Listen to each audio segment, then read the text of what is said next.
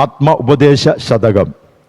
അതിലെ 44, 45, 46, 47 ശ്ലോകങ്ങൾ മതമീമാംസാ തത്വങ്ങൾ.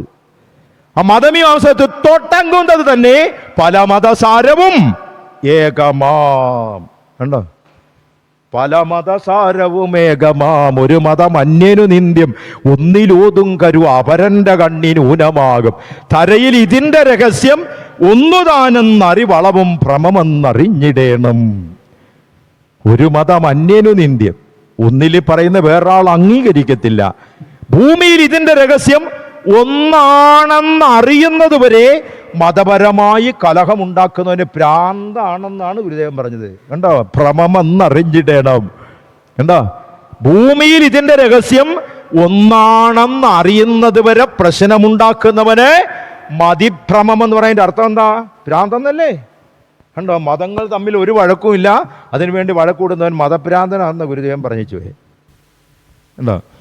അങ്ങനെ പറഞ്ഞു തന്ന ഗുരുദേവൻ ദൈവദശകത്തിലൂടെ പഠിപ്പിക്കുന്ന 10 ശ്ലോകം. ആ 10 ശ്ലോകത്തിലെ പ്രാർത്ഥന മുഴുവൻ നിങ്ങൾ ആലോചിച്ച് നോക്കേ. അതിലെവിടെങ്കിലും ഞാനെന്ന് പ്രാർത്ഥന ഉണ്ടോ? ഉണ്ടോ? ഉണ്ടോ? ഇല്ല. ദൈവമേ കാത്തുകൊള്ളുകങ്ങ് കൈവിടാതിങ്ങു എന്നെ നീ, അങ്ങനല്ലയോ? ആണോ? കൈവിടാതിങ്ങു എന്നെ എന്നാണോ? പിന്നെ എങ്ങനെ? ഞങ്ങളെ അന്നവസ്ത്രാദി മുട്ടാതെ തന്നു രക്ഷിച്ചു എന്നെ എന്നാണോ? പിന്നെങ്ങനെ? ഞങ്ങളെ അഴിയും തിരയും കാറ്റും ആഴവും പോലെ ഞാനും ആണോ? പിന്നെങ്ങനെ? ഞങ്ങളും. കണ്ടോ? പുകഴ്ത്തുന്നു ഞാനങ്ങേ എന്നാണോ പഠിപ്പിച്ചത്? അല്ല, പിന്നെയോ? ഞങ്ങളങ്ങേ. അതിമനോഹരമായ ആ പ്രാർത്ഥനയുടെ പരിണാമഗുപ്തിയിൽ ഗുരുദേവൻ പറഞ്ഞത് അഴമേറുന്നിൽ മഹസാം അഴിയിൽ ഞാനാകവേ, അങ്ങനല്ലയോ? പിന്നെ ഞങ്ങളാകവേ. 10 ശ്ലോകത്തിൽ 5 സ്ഥലത്തും ഞങ്ങൾ ഞങ്ങൾ ഞങ്ങൾ ഞങ്ങൾ എന്ന് പറയുമ്പോൾ ഒരിടത്ത് മാത്രം ഞാനെന്ന് പഠിപ്പിക്കുവോ? ഇല്ല.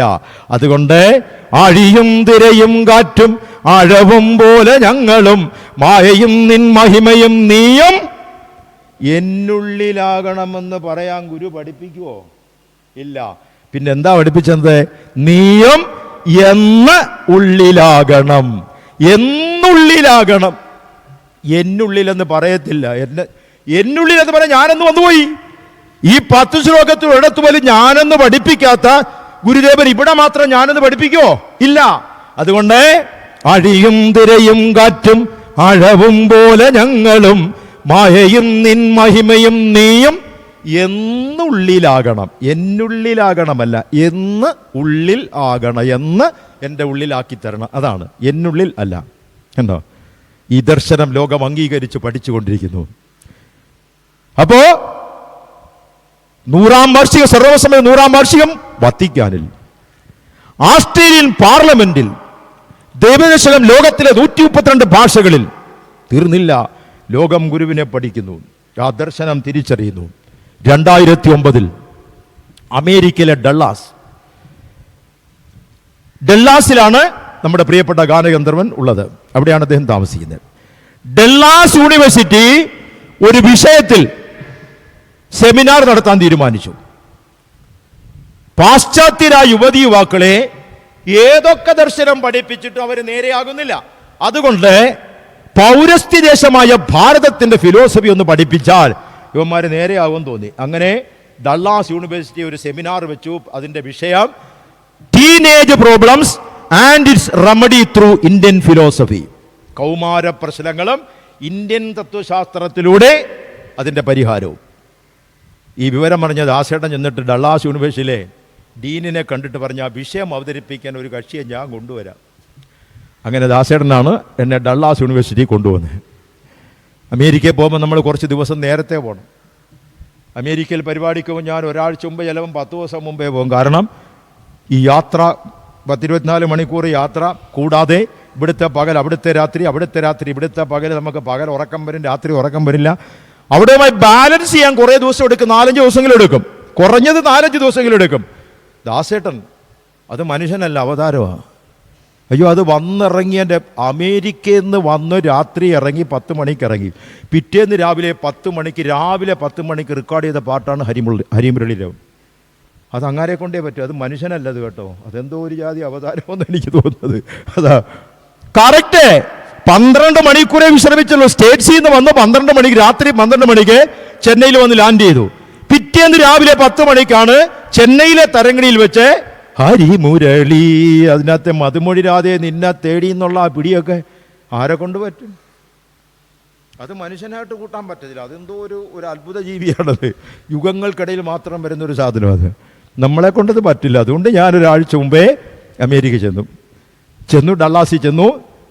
പിറ്റേ ദിവസം തന്നെ ഫിലോസഫിയാണ് അവതരിപ്പിക്കേണ്ടതുകൊണ്ട് ഡള്ളാസ് യൂണിവേഴ്സിറ്റിയുടെ ഗസ്റ്റ് ആയതുകൊണ്ട് അവിടുത്തെ ലൈബ്രറി ചെന്നിട്ട് ഫിലോസഫി സെക്ഷനിലെ പുസ്തകം ഇങ്ങനെ പരിശോധിച്ച് നടന്നു. ദാസേട്ടനും കൂടെ ഉണ്ട്. ഇങ്ങനെ പുസ്തകം നോക്കി നടന്നു.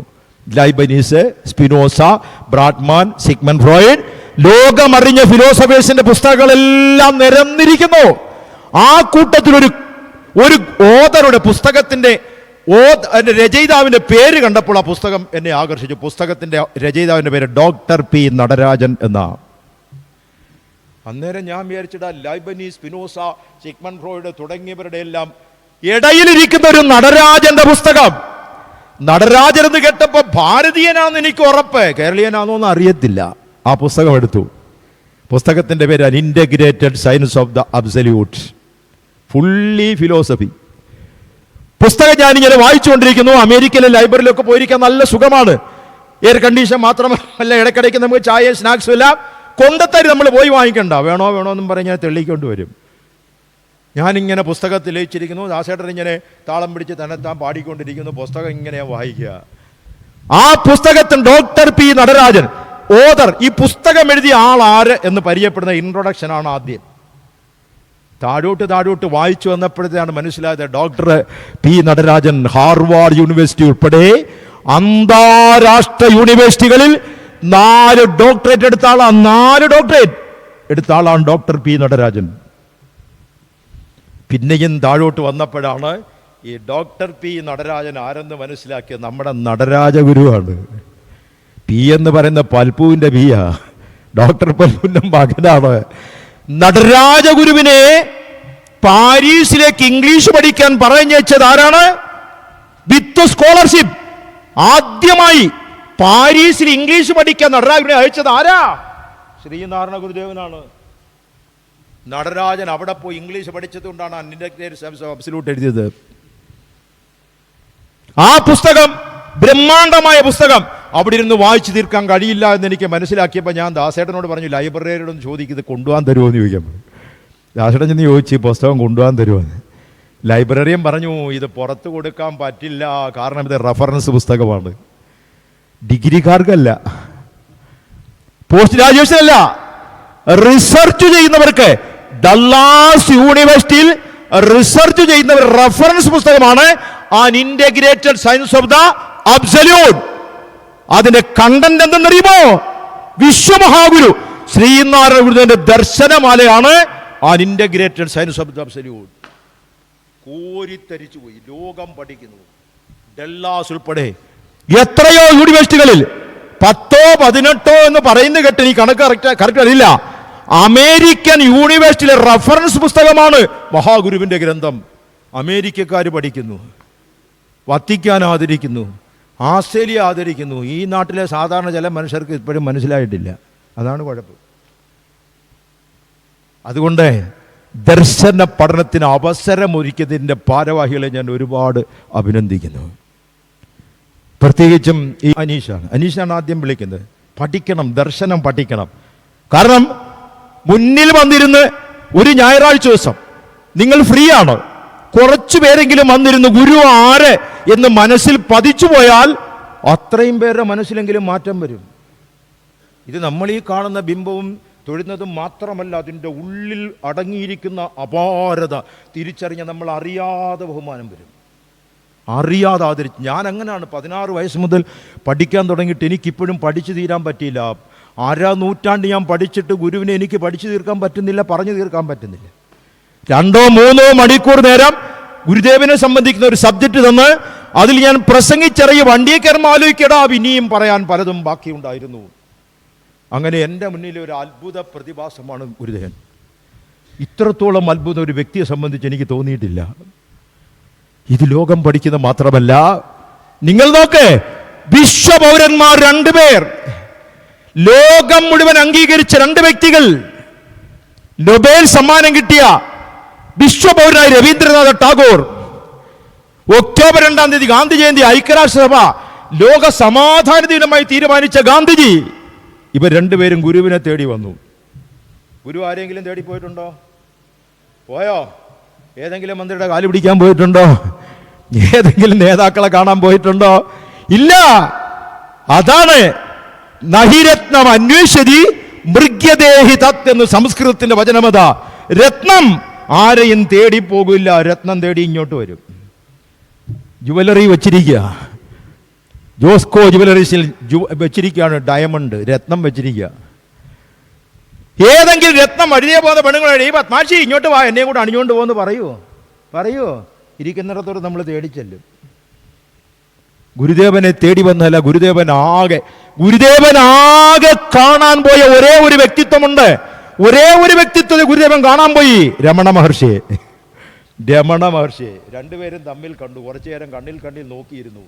അങ്ങോട്ടും ഇങ്ങോട്ടും ഒന്നും പറഞ്ഞില്ല. കാരണം അവർക്ക് പറയാനുള്ളത് എന്താണെന്ന് അവർക്കറിയാം. അവർ പിരിഞ്ഞുപോയി. രമണ മഹർഷി മാത്രമേ ഗുരുദേവനെ അങ്ങോട്ട് പോയി കണ്ടിട്ടുള്ളൂ. മറ്റാരെയും ഗുരുദേവൻ പോയി കണ്ടില്ല. ലോകം ആദരിച്ച ഗീതാഞ്ജലിയുടെ ഉടമസ്ഥനായ നൊബേൽ ജേതാവ് ടാഗോർ ഗുരുവിനെ കാണാൻ വന്നു. കണ്ടു. ആ കാണാൻ വന്നതൊക്കെ വലിയ അത്ഭുതകരമായ സംഭവങ്ങളാണ്. അതൊക്കെ പറയാൻ കുറേ അധികം സമയം അതിൽ പോകും. അതുകൊണ്ട് ഞാൻ അതങ്ങ് വിടുകയാണ്. ആ ചടങ്ങ് വിടുക. എങ്ങനെ വന്നു ചേർന്നെന്നൊക്കെ ഉള്ള സംഭവം വളരെ അത്ഭുതകരമായ സംഭവമാണ്. കണ്ടു.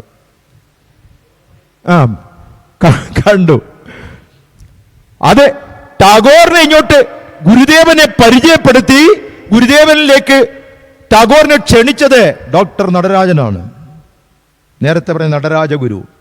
പാരീസിൽ ഇംഗ്ലീഷ് പഠിച്ച 2 ഗുണത്തിൽ ഒന്നാണ് ആ പുസ്തകം എഴുതിയത്. 2, നടരാജ ഗുരു കത്തിടപാടുകളിലൂടെയാണ് ടാഗോറിനെ ആകർഷിച്ചത്. നടരാജഗുരുവിന്റെ ഇംഗ്ലീഷാണ് ടാഗോറിനെ വീഴ്ത്തി കളഞ്ഞത്. കണ്ടോ? എത്ര ദീർഘദൃഷ്ടിയോടെ ഗുരുദേവൻ ഈ നടരാജഗുരുവിനെ സംവിധാനം ചെയ്തെടുത്തെന്ന് കണ്ടോ? എൻ്റെ പ്രയോജനമാണ്. അങ്ങനെ ടാഗോറിനെ പരിചയപ്പെടുത്തി ടാഗോറിന് ഇത് വായിച്ച് നടരാജഗുരുവിന്റെ കത്ത് വായിച്ച് ഗുരുദേവനെ കാണാതിരിക്കാൻ വയ്യ എന്ന സാഹചര്യം എത്തി. 920 22-നാണ് ശിവഗിരി വരുന്നത്. 2 കൊല്ലം മുമ്പ് 920 ടാഗോർ ഗുരുദേവനെ കാണാൻ തീരുമാനിച്ചു. പെർമിഷൻ വാങ്ങി. അദ്വൈതാശ്രമത്തിൽ ഗുരുദേവൻ ഉണ്ടാകുമെന്ന് പറഞ്ഞു. അദ്വൈതാശ്രമത്തിലേക്ക് ടാഗോർ വരുന്നു.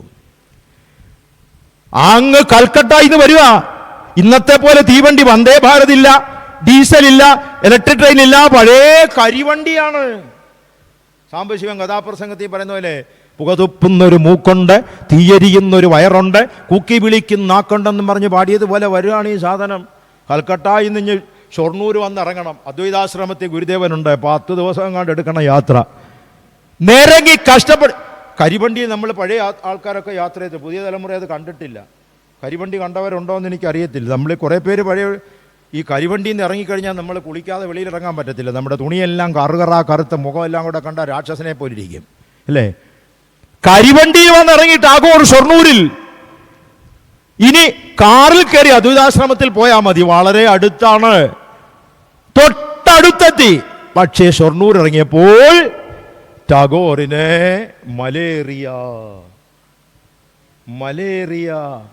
മലേറിയക്ക് കൃത്യമായ ഡെഫിനിഷൻ കൊടുത്തത് മലയാളിയാണ്. മലേറിയയുടെ ശരിയായ മെഡിക്കൽ സയൻസ് മുഴുവൻ പഠിക്കുന്നതിനേക്കാൾ എളുപ്പമാണ് ഈ മലേറിയയ്ക്ക് മലയാളി ഒരു പേര് കൊടുത്ത ഒറ്റ പേരിൽ ഷോക്കേട് തിരിച്ചറിയാം. തുള്ളപ്പനി. കണ്ടോ? തുള്ളപ്പനി. പനി വന്നു കഴിഞ്ഞാൽ പൂക്കല കൊടുത്താലും വിറയ്ക്കുന്ന പോലെ തുള്ളും. അതാ തുള്ളപ്പനി വന്നു. തുള്ളപ്പനി വന്നപ്പോൾ ടാഗോറിന് മുന്നോട്ട് യാത്ര ചെയ്യാൻ വയ്യ. അടുത്ത തീവണ്ടിയിൽ അദ്ദേഹം ഷൊർണൂരിൽ നിന്ന് മംഗലാപുരത്തേക്ക് പോയി, തിരിച്ചുപോയി. ഇന്നത്തെ കസ്തൂർബ മെഡിക്കൽ കോളേജ്, അന്ന് ബ്രിട്ടീഷുകാരൻ നടത്തുന്ന മിഷൻ കോളേജ് സ്കൂളാണ്, ആശുപത്രിയാണ്. അങ്ങോട്ട് പോയി. കാണാൻ പറ്റിയോ? ഇല്ല. അവിടെ നമ്മൾ ചിന്തിക്കണം. ടാഗോർ ഗുരുദേവനെ കാണേണ്ടിയിരുന്നത് അദ്വൈതാശ്രമത്തിൽ വെച്ചാണോ അതോ ശിവഗിരിയിൽ വെച്ചാണോ? എവിടെ വെച്ചാ കാണേണ്ടിയിരുന്നത് നിങ്ങളുടെ അഭിപ്രായത്തിൽ? അല്ലേ? ഉറപ്പായിട്ട്. കാരണം അന്ന് മഹാഗുരു സമാധിയാകുന്നത് ശിവഗിരിയിലാണെന്ന് ലോകത്താർക്കും അറിയത്തില്ല. ശിവഗിരിയിലാണ് സമാധിയാകുന്നത്, ഗുരുദേവന് മാത്രമേ അറിയൂ. ഈ ഭൂമിയിൽ ആർക്കും അറിയില്ല. അദ്വൈതാശ്രമത്തിൽ അല്ല, സമാധിയാകുന്ന സ്ഥലത്താണ് ടാഗോർ വരേണ്ടത്. കാണാൻ കഴിഞ്ഞില്ല, ടാഗോർ അങ്ങ് തിരിച്ചുപോയി. ഭയങ്കര നിരാശയായി മലയാളികൾക്ക് മുഴുവൻ, SNDP-കാർക്ക് മാത്രമല്ല, ഭയങ്കര നിരാശയായി. ടാഗോർ വന്നിട്ട് കാണാൻ പറ്റിയില്ലല്ലോ, ഗുരുദേവനെ കാണാൻ പറ്റിയില്ലോ. 2 വർഷം കഴിഞ്ഞു. 1922 നവംബർ 10-ാം തീയതി 22 നവംബർ 10-ാം തീയതി ശിവഗിരി കുന്നിൽ ധർമ്മസംഘത്തിന്റെ മുമ്പിൽ ഒരു ചാരുകസേരയിൽ സന്ധ്യയോടടുത്ത സമയത്ത് ഗുരുദേവൻ ഇങ്ങനെ ചാരി കിടക്കുന്നു. അസ്തമയ സൂര്യന്റെ കിരണങ്ങൾ അടിച്ചപ്പോൾ ആ മുഖം നല്ല തങ്കം പോലെ തിളങ്ങുകയാണ്. ഗുരുദേവനെ നേരിട്ട് കണ്ട 4 വ്യക്തിത്വങ്ങളുമായി എനിക്ക് വളരെ അടുപ്പമുണ്ടായിരുന്നു, പതിറ്റാണ്ടുകളോളം. അതിലൊന്ന് ഗുരുദേവന്റെ ഗൃഹസ്ഥാശ്രമ ശിഷ്യനായ ബാലരാം പണിക്കർ സാറാണ്. സ്വാമി ചിന്മയാനന്ദജി നിർദ്ദേശിച്ചതനുസരിച്ച് ഗീതാജ്ഞാനയജ്ഞം ഞാൻ കേൾക്കാൻ പോയി.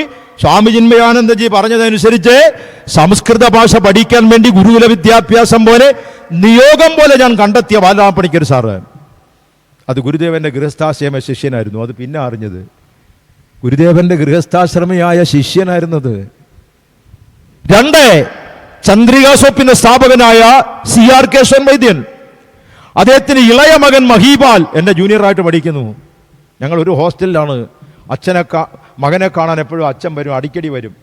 വരുമ്പോഴെല്ലാം കേശവൻ വൈദ്യനെ കണ്ടാൽ എൻ്റെ ചോദ്യം മുഴുവൻ ഗുരുദേവനെ പറ്റിയാണ്. കാരണം അടുത്തറിഞ്ഞ ആളാ. കഴക്കൂട്ടത്ത് കോലത്തുകര ക്ഷേത്രത്തിൽ ഗുരുദേവൻ പ്രതിഷ്ഠയ്ക്ക് പോയപ്പോൾ അവിടെ വെച്ച് പരിചയപ്പെട്ട ഒരു 13 വയസ്സുകാരനുണ്ട്. ഈ 13 വയസ്സുകാരനെ ഗുരുദേവൻ ഇഷ്ടപ്പെടാൻ കാര്യം, പ്രതിഷ്ഠയെല്ലാം കഴിഞ്ഞു, ആളുകൾ പാത കാണിക്കുക, ഒരുപാട് പഴക്കൊല കൊണ്ടുവച്ചു. അപ്പൊ കുട്ടികളെല്ലാം ഓടിക്കളിക്കുകയാണ്. ഓടിക്കളിക്കുന്ന കുട്ടികളെ ഒരു സേവകനെ വിളിച്ചിട്ട് പറഞ്ഞു, ആ കുഞ്ഞുങ്ങളെ വിളിച്ച് ഇതിന് പഴം എടുത്തോണ്ട് പോക്കോളാൻ പറഞ്ഞു. അപ്പൊ കുഞ്ഞുങ്ങളോട് ഭയങ്കര താല്പര്യമായിരുന്നു ഗുരുദേവന്. അങ്ങനെ കുഞ്ഞുങ്ങളെല്ലാം കൂടെ ഓടി വന്നു. ഈ വന്നവരോട് പറഞ്ഞു, ദേ പഴമിരിക്കുന്ന എടുത്തോണ്ട് വെക്കോ. അവന്മാരെല്ലാം 2, 3 എല്ലാം ഇഴിയാൻ തുടങ്ങി. ചിലവന്മാർ ഇരിഞ്ഞ് പോക്കറ്റിൽ വിട്ട് വന്ന് പഴയ വള്ളി നീക്കറാ പോക്കറ്റിൽ വിട്ട് 2 എണ്ണം തിന്നേനും 4 എണ്ണം പോക്കറ്റിലിട്ടുണ്ട് പോയി. ഗുരുദേവനൊന്നും പറഞ്ഞില്ല. ഇത് കണ്ട് സന്തോഷിച്ചെങ്ങനെ ഇരിക്കുക. ഒരു കുട്ടി മാത്രം, ഒരു 13 വയസ്സുകാരൻ വന്നു. അവൻ അവസാനമാണ് വന്നത്. അവൻ കൊലേന്ന് ഇരിഞ്ഞില്ല. പകരം എന്ത് ചെയ്തു? ഈ 13 വയസ്സുകാരൻ ഗുരുദേവന്റെ മുമ്പിൽ ഇങ്ങനെ കൈ നീട്ടി നിന്നു. ഇവിടുന്ന് തന്നാ മതി, മര്യാദ.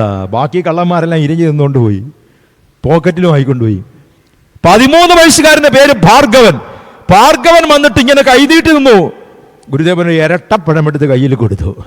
വീണ്ടും കളിക്കാൻ പോയി 13 വയസ്സുകാരൻ. കളിച്ചോണ്ടിരിക്കുന്ന സമയത്ത് ആ ക്ഷേത്രത്തിലെ അന്തേവാസിയോട് ഗുരുദേവൻ പറഞ്ഞു, ആ ഭാർഗവനെ ഇങ്ങ് വിളിക്കാൻ പറഞ്ഞു. ഇയാളെ എന്ന് പറഞ്ഞു ഭാർഗവനോട് ഗുരുദേവൻ വിളിക്കുന്നു. അപ്പൊ ഭാർഗവൻ പറഞ്ഞു, എന്നെ ആയിരിക്കത്തില്ല, വേറെ ആരെങ്കിലും ആയിരിക്കും.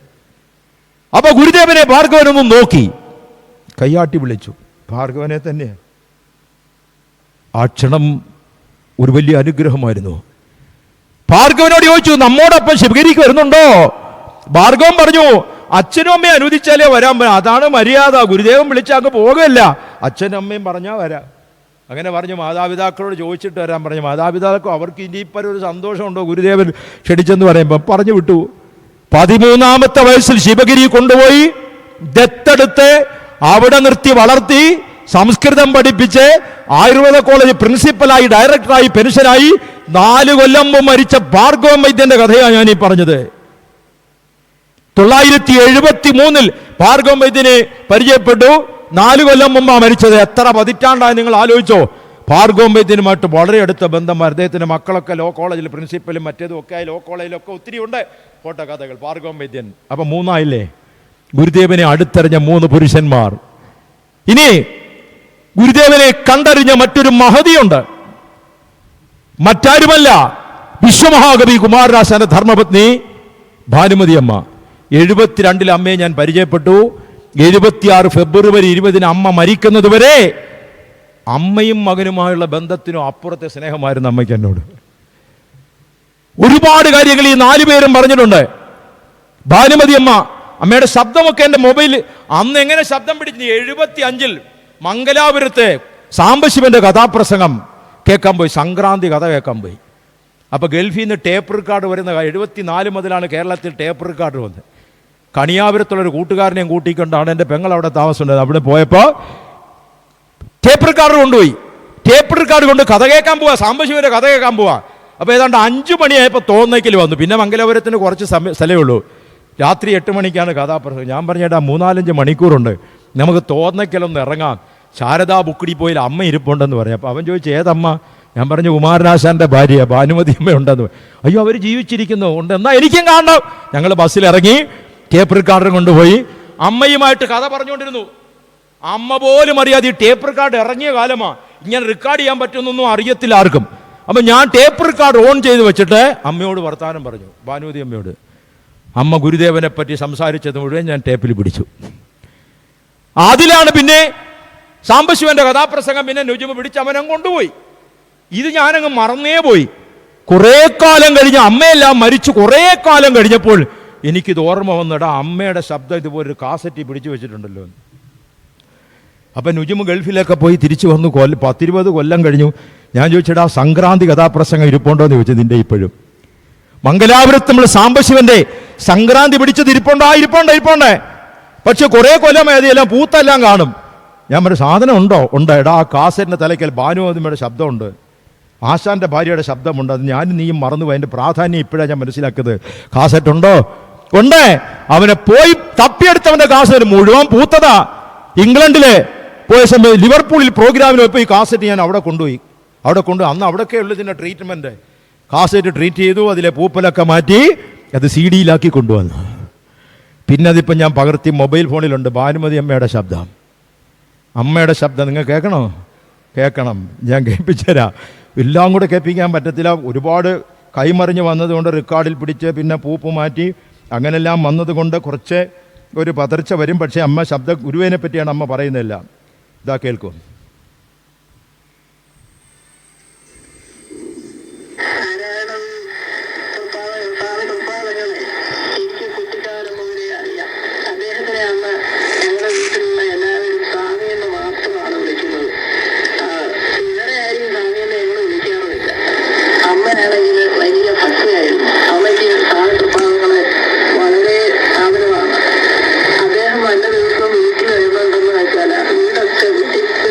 ശബ്ദം മാത്രം കേട്ടാൽ മതി.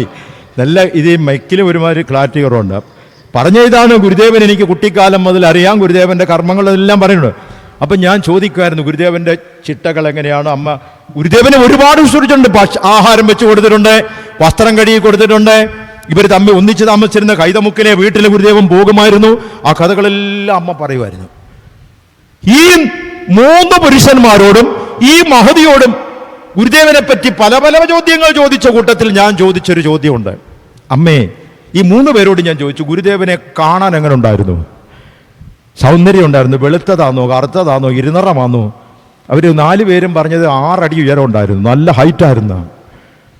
ചെരുപ്പിൽ നടക്കത്തില്ല, മെതിയടിയിട്ടുകൊണ്ട് നടക്കും, മിക്കവാറും നഗ്നപാതനായിട്ടാണ് നടക്കുന്നത്.